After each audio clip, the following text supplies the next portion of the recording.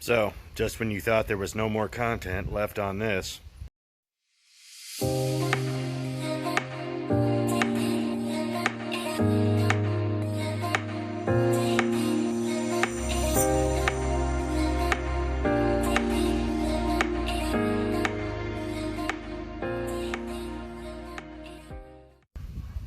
today we make this more user-friendly. But what's really happened is it's going to go out back and sit there for the next 6 months.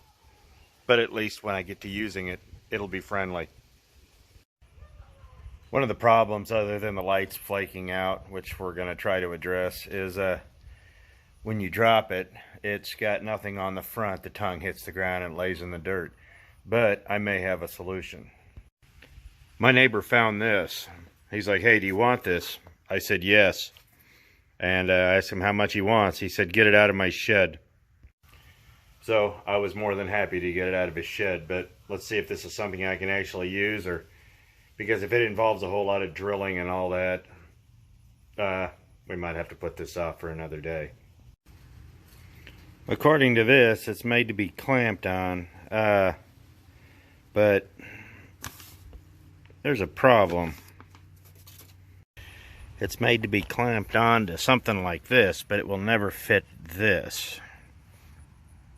So,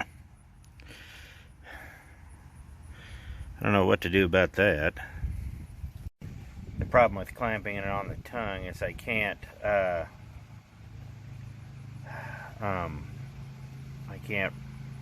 raise the tongue's not long enough, so I can't swivel the leg out of the way, so I'm gonna have to figure something out.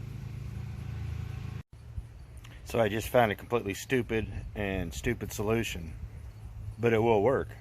For now, until we can get it all figured out, it actually will mount on this bar and fit perfectly in here. Of course, there'll be a little bit of overhang, but I've already swiveled that and it looks like everything should clear. Well, this is kind of a mess. I will be the first ones to tell you this is not going to work long term, but I can't get the handle on because of this. I thought about swapping it over to this side, but then I can't fold it up. So, unless I make the handle removable, I don't know what I'm going to do. But there's another problem. What this really needs is spacers. This will eventually end up shifting up. And that's going to be a problem for another day, but it'll sit back on the concrete pad till I can get to it. But this is really not the right way to do it, but some spacers would help. But truthfully, what I really need to do is find a nice place on the frame and weld it. You can weld this, it says in the instructions that you can, and tack a couple of holes and weld it in, which is probably what I'm going to do when I get a little more time. I won't use those brackets on the back. I'll just cut it off, run it through the frame with some short bolts, and then maybe put a couple of tacks in it, and I'm sure it'll be perfectly fine. But that's a problem for another day, so let's see if we can figure out what's wrong with these lights now. On a side note, I really like the way it folds up in there. As you've seen, we've been having some trouble. I probably had to go around that way. I've been having some trouble with the turn signals and all that going out, and these are old bulbs. I have too much crap in here. So let's go find a screwdriver and we'll get the lenses taken off and we'll figure out what we need to do to get all this fixed.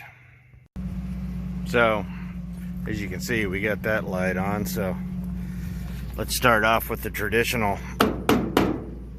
Nope. Reach under here and see if I can reach the lights.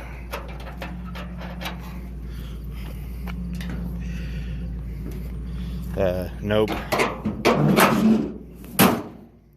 So, let's get the lens off and see what it looks like. Got to be careful taking those out. These are original GM parts. So let's take a look, and well, there's a problem. Eesh. I would venture to guess that this is probably, well, it actually looks good, so let's see. Once we got the dirt off on closer inspection, that's not good. So it's 1157. I don't think I have any of these. I used to have tons of them. So let me see what I can find, and I certainly hope I don't have to go to town because it's getting old. But while you're in there, clean up the insides. It's not that hard. I use carb cleaner, and that will actually take all the dirt out and dry 100% clean.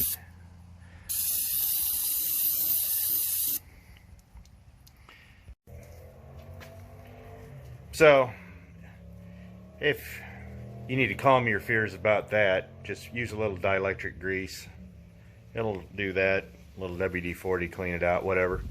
And by the time I get back from town, that'll be 100%. In fact, it's already dry. So I gotta run to town, I guess. So let's run to town, get some light bulbs, and I'm gonna get one for each side because, well, if I gotta go that far, I'm going to buy it. We got lucky. We found some at the local Jump Start, so let's get this thing put back together, and I'm gonna change the light bulb on the other side, like I said. So let's get this thing put together, and maybe we'll have something that works almost. For some reason there's Phillip head stock screws on one side and flat heads on the other, so good thing this thing's reversible. This is a replacement lens. That's an original, but it's pretty beat up, but it'll work. I'm not going to go out of my way for this, but here's something interesting. There appears to be an amber bulb in here, so let's get that out. And we'll clean this up and put a clear one in. This old bulb was on its way out. If you look at it, it's really sagging. It wasn't going to last too much longer, so we'll just replace it. So we just cleaned out the socket, so let's give it a minute. So before I put the covers on, let's check it out, see if they work. This one isn't acting right, so let's see. Yep, we just needed to adjust it, so here we go. That works. Well, the park lights still don't work, but that's on the truck, not the trailer. That works. The same for the left-hand side. And there she is. And it did exactly what I knew it would do. It folded up. So, there's a lesson to be learned here. That's why you need the spacers, and that's why you need a good mounting system. I said this probably wasn't going to work, and I was 100% correct. But that being said, we did get the lights to work, and got all that part fixed and cleaned up. Just some basic general maintenance. If I really cared, I'd put shocks on it and, you know, check the wheel bearings and do all that, but I don't care that much, and let me tell you why. You can buy a lot of good trailers for $100. Some guys just want to get rid of them. Some guys would rather take that than scrap price sometimes. It's just all about what the seller's willing to take. I took a gamble with that. I've got probably $100 in buying the trailer and maybe $85 in the rest of it. Maybe $100. Maybe. So yeah, so if I was to go to sell it, I could easily get my money back.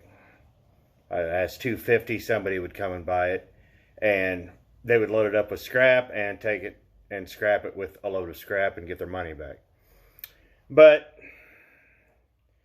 part of the reason I bought it was because I saw value there, and the value is this. I thought the tailgate was better than it was. It's not, but it's still got pieces and guts and all that.